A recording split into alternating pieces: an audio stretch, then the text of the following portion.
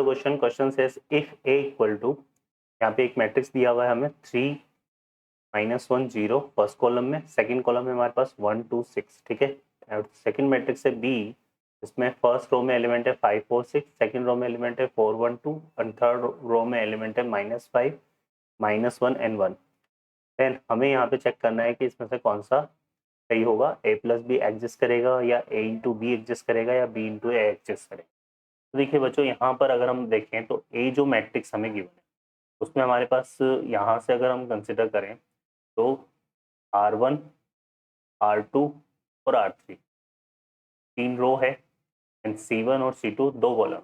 तो यहाँ पे अगर हम बात करें इस मैट्रिक्स की, तो इस मैट्रिक्स को अगर हम देखें तो इसका जो ऑर्डर है हमारे पास वो कितना है बच्चों, 3 2, ठीक है ना। क्लियर है, इसका ऑर्डर हमारे पास कितना है, 3 2।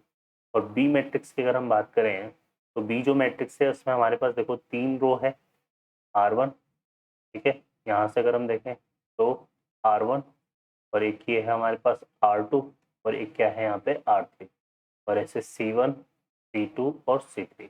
तो इसका जो ऑर्डर है वो हमारे पास क्या है बच्चों, 3 3, ठीक है। अब देखो यहाँ पर अगर हम बात कर, क्वेश्चन में फर्स्ट ऑप्शन क्या दिया हुआ है, a प्लस बी एग्जिस्ट। तो a प्लस बी तब एग्जिस्ट करेगा, a प्लस बी जो है वो एग्जिस्ट करेगा, कब एग्जिस्ट करेगा, जब हमारे पास यहाँ पर अगर हम देखें तो order of matrix A equal to क्या होना चाहिए, ऑर्डर ऑफ मैट्रिक्स बी, ठीक है। तो बी और ए दोनों का ऑर्डर सेम होगा तभी ए प्लस बी एग्जिस्ट करेगा, अदरवाइज नहीं करेगा। तो ऑप्शन ए तो हमारा क्या हो जाएगा, रॉन्ग। अब ए इंटू बी की बात करें यहाँ पे, तो ए और इंटू बी की बात करें तो ए का जो ऑर्डर है हमने देखा यहाँ पे कितना है, 3 2 और बी का ऑर्डर है 3 3, है ना।